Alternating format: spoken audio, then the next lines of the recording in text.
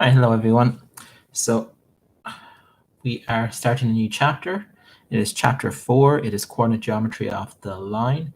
It's something a lot of you be very familiar with. Obviously, we use it in a bit more detail, but we'll get started. So again, a lot of prior knowledge here from your junior cert. So let's get going. So first of all, let's have a look at what we know from our junior cert. We know a number of formulas from our junior cert.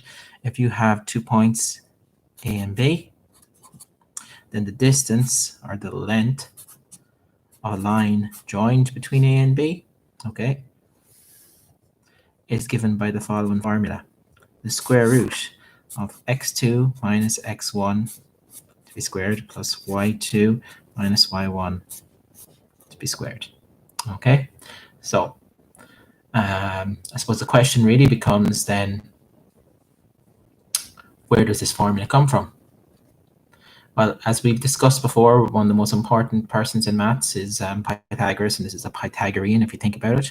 This is the hypotenuse, and you're getting this length and that length.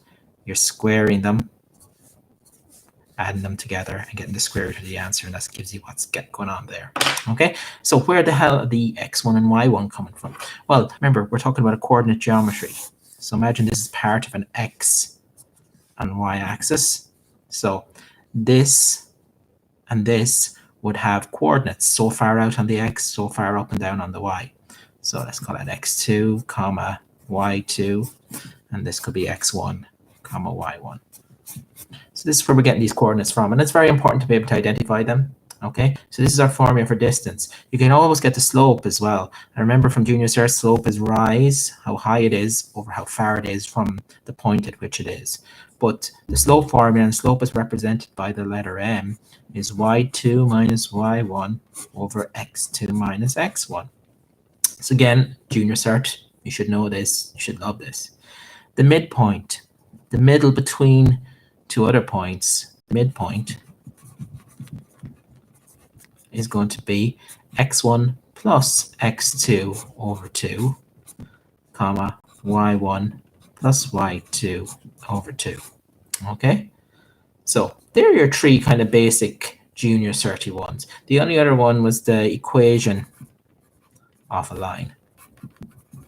And that's going to be y minus y1 is equal to m, slope, x minus x1, where x1 and y1 are a point on that line. So these are all should know. You should know. Really, really should. Okay?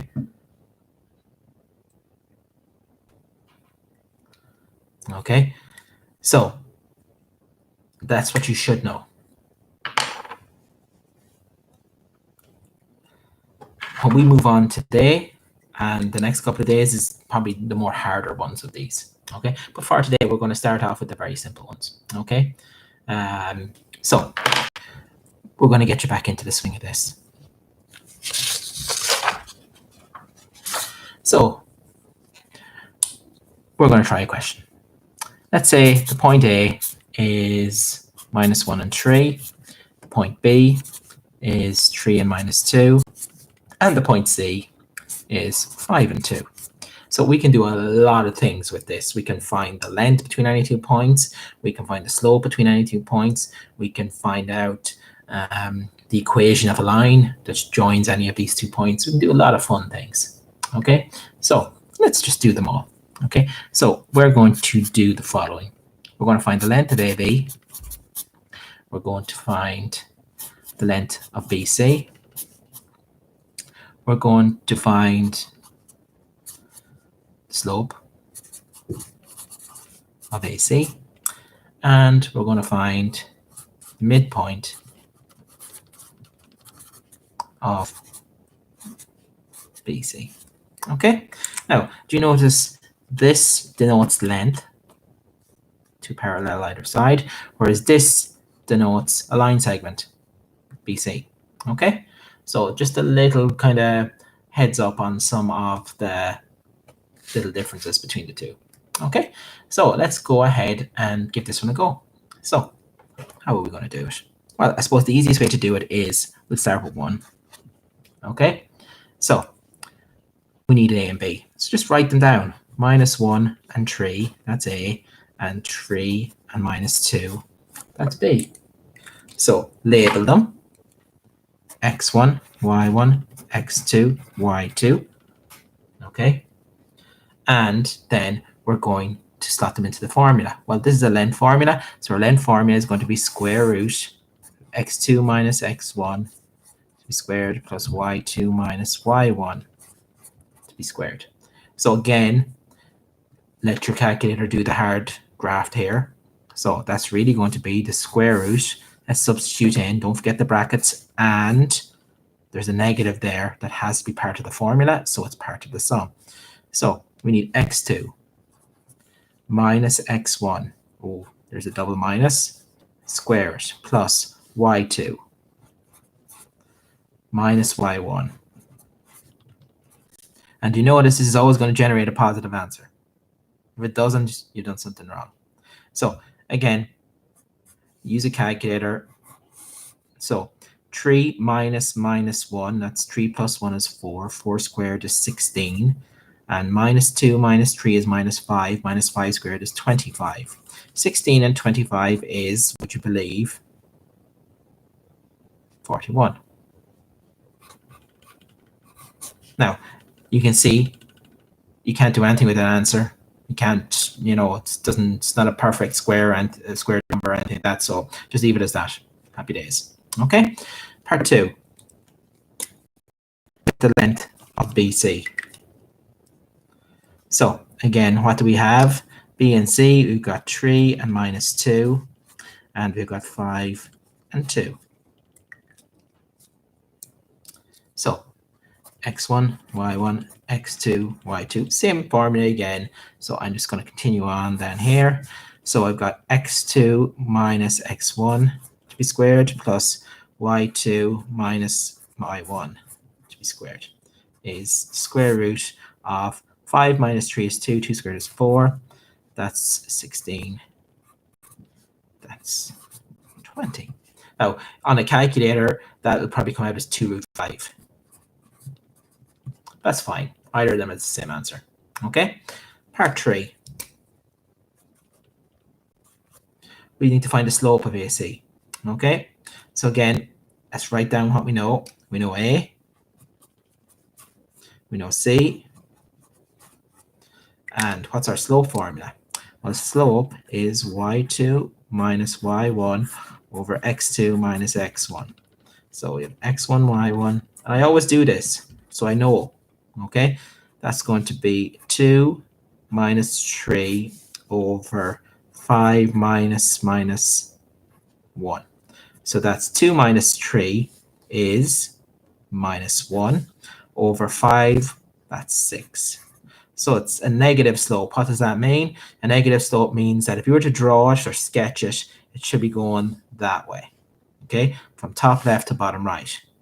That's what a negative slope is. Okay, and part 4, the midpoint of BC. All right, let's write down B. Now, of course, we have this done already, but I'm as in we've written down B and C already there, but I'm writing it down again, just so you know. I'm just trying to adjust the light here. That green's probably not a great color, so I'll probably stop using it. But B and C, so x1, y1, x2, y2, and midpoint. Well, midpoint's pretty easy. It's going to be add the x's and add the y's and divide by 2. So add the x's, 3 plus 5 divided by 2. Add the y's, -2 plus 2 divided by 2. 3 plus 5 is 8, divided by 2 is 4. -2 plus 2 is 0, divided by 2 is 0. That's the midpoint of that line segment. Okay? Now, while we're at it, let's just do one more. Part 4, or part 5. I haven't written up a part 5, but listen, we have everything we need. I know that the slope of this line segment is -1 over 6. So let's find the formula.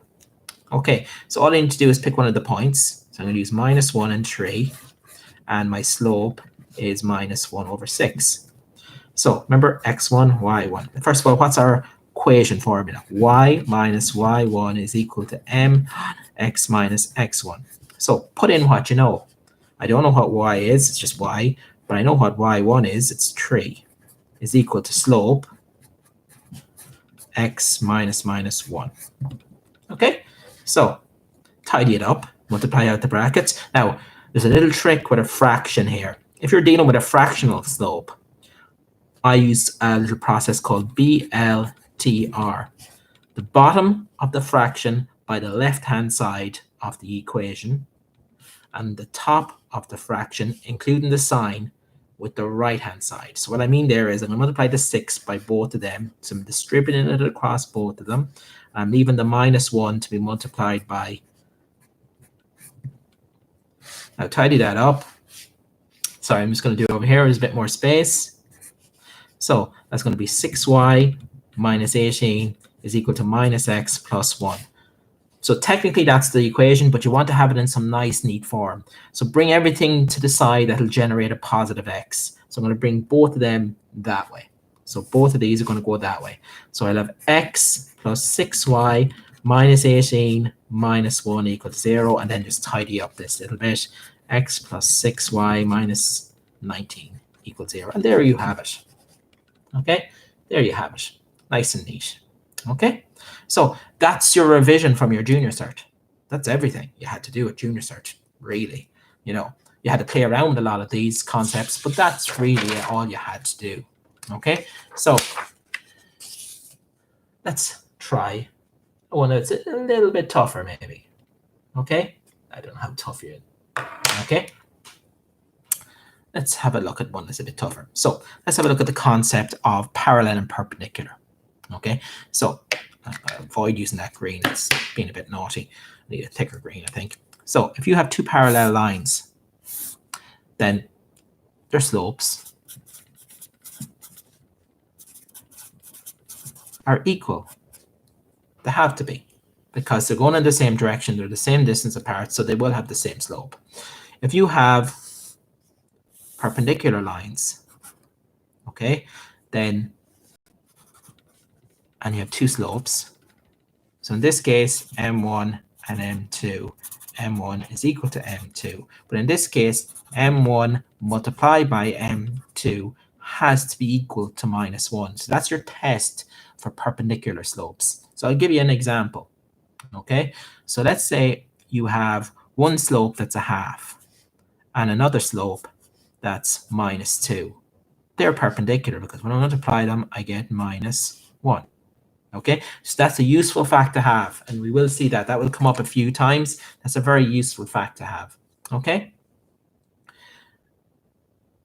even at Honours Even Cert, knowing that little piece of information can actually help you quite a lot, because it can allow you to infer one slope when you only know the other.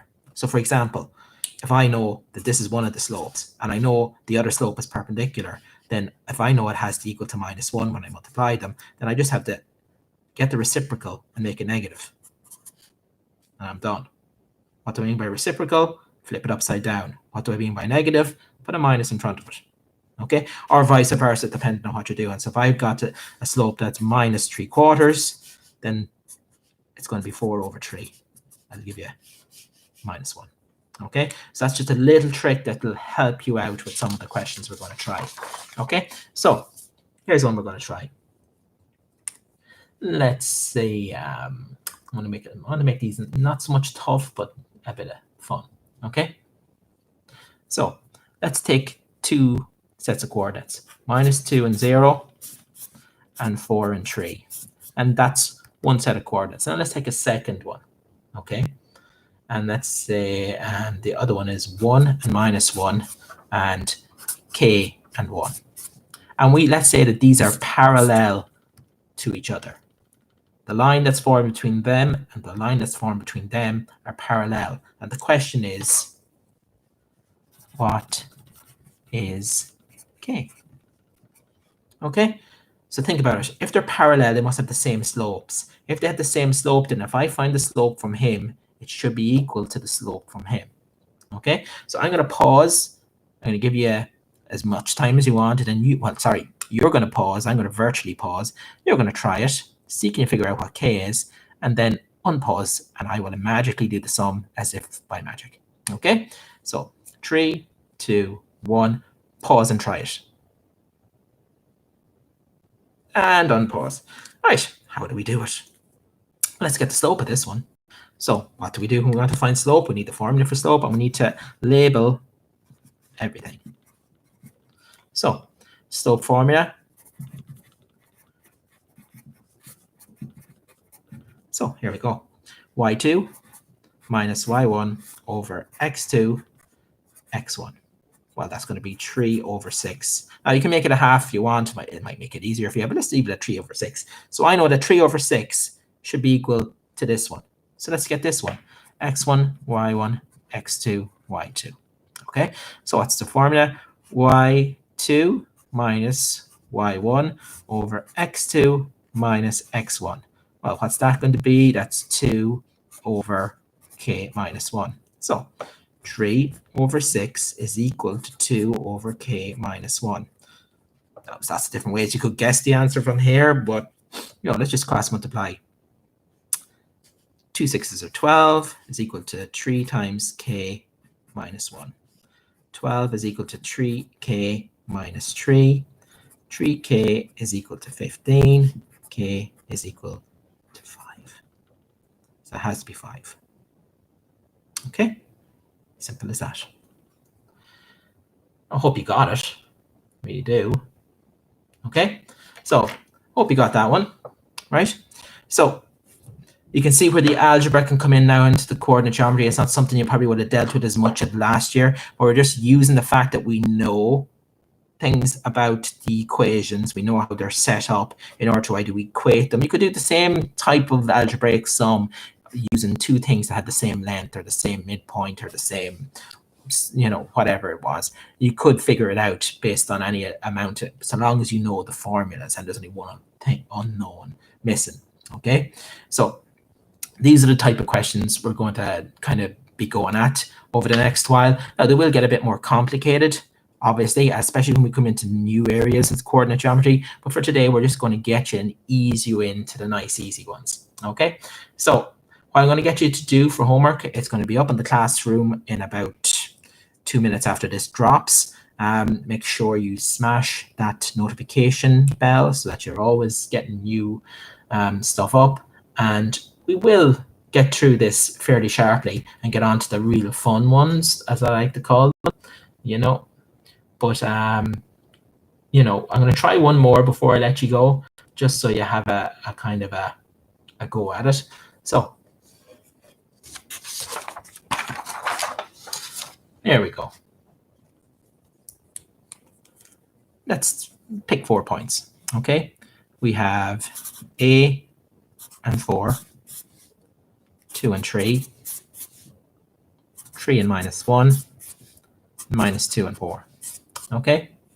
Now, if you put some names on them, let's call this P, Q, R, and S. P, Q, R, and S. Okay? And if the length of PQ is equal to the length of RS, what could A be? Okay? So again, I'm going to give you a chance to pause and try it yourself, and then I will magically do it after that pause. 3, 2, 1, pause and try it.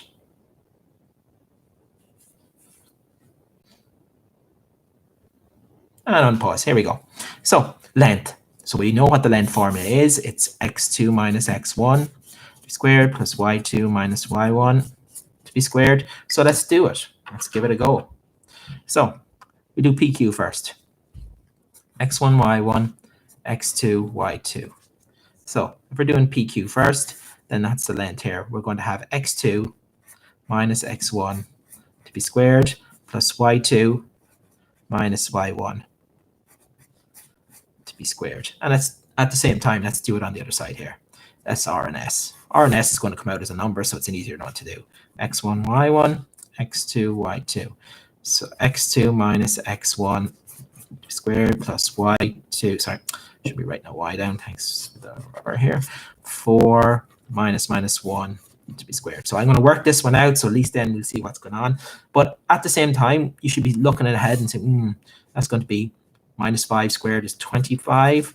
And that's going to be another 25, which is the square root of 50. So whatever's here has to generate the square root of 50. So let's see what can possibly work. Let's leave that as it is, just for the fun. And 3 minus 4 is minus 1. Minus 1 squared is 1. So have a looky. What have we got here? Well, this has to be the square root of 50. So that means that this also has to be the square root of 50.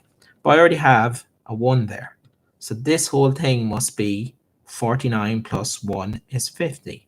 So we have to figure this one out. Okay, so let's think about it. 2 minus a to be squared has to give me 49. Okay, so think about it now for yourselves. If that was a 7, then 7 squared gives me 49. So how can I get a 7 from this? Well, I could take 2 from 9. So 2 minus 9 is minus 7. Minus 7 squared is 49.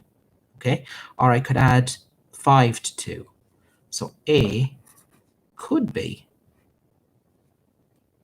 9, because, let's do it here, 2 minus 9 squared is 49.